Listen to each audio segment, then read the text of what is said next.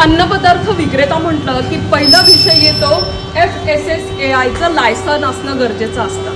तुम्ही व्यवसाय करताय, घरगुती पदार्थ बनवताय, पण तुमच्याकडे जर ते लायसन नसेल किंवा काढलेलं असेल तर आता सरकारच्या नवीन नियमानुसार फास्टॅगचं जे ट्रेनिंग आहे ते घेणं गरजेचं आहे. त्याचं प्रमाणपत्र असणंही गरजेचं आहे. तर आज आपण आलेलो आहोत जुन्नर येथे आणि इथे होत असलेल्या या व्यापारी बैठकीमध्ये जे काही मार्गदर्शन होणार आहे ते मी आज तुम्हाला दाखवणार आहे. चला तर मग माझ्याबरोबर खास या मार्गदर्शनासाठी कार्यक्रमाच्या ठिकाणी आलो. इथे कार्यक्रम सुरू होणार होता. तुम्ही इथे आजूबाजूला ही सगळी गर्दी पाहताय, ही ट्रेनिंगसाठी आणि त्याची नोंदणी करण्यासाठी होती. नोंदणी केल्यानंतर प्रत्येकजण आपापली जागा घेत होतं. अगदी काही वेळातच कार्यक्रमाला सुरुवात झाली. छत्रपती शिवाजी महाराजांचं स्मरण करून त्यांच्या प्रतिमेला पूजन करून एक सकारात्मकता आणून या कार्यक्रमाची सुरुवात झाली. दीप प्रज्वलन आणि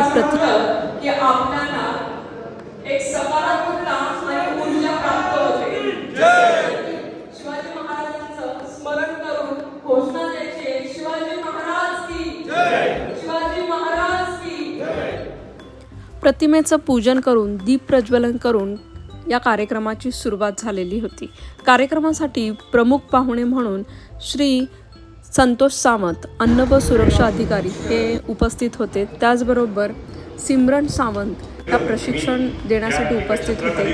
आणि आयोजकांमध्ये जुन्नर शहर किराणा असोसिएशन अध्यक्ष, त्याचबरोबर जुन्नर शहर हॉटेल असोसिएशन अध्यक्ष, त्याचबरोबर जुन्नर शहर डिस्ट्रीब्युटर असोसिएशनचे अध्यक्ष यांनी हा मेळावा आयोजित केलेला होता. यासाठी मार्गदर्शक म्हणून संतोष सावंत सर आणि सिमरन सावंत मॅम या होत्या.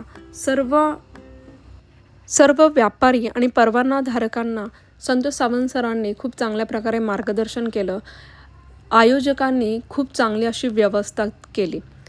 या अगोदर आपल्याला व्यापारी मंडळ आणि फास्ट ट्रॅक याच्याबद्दल जागरूकता दिसत नव्हती, परंतु या कार्यक्रमाअंतर्गत खूप चांगल्या प्रकारे जागरूकता आणि सूचकता इथे आपल्याला दिसून आली.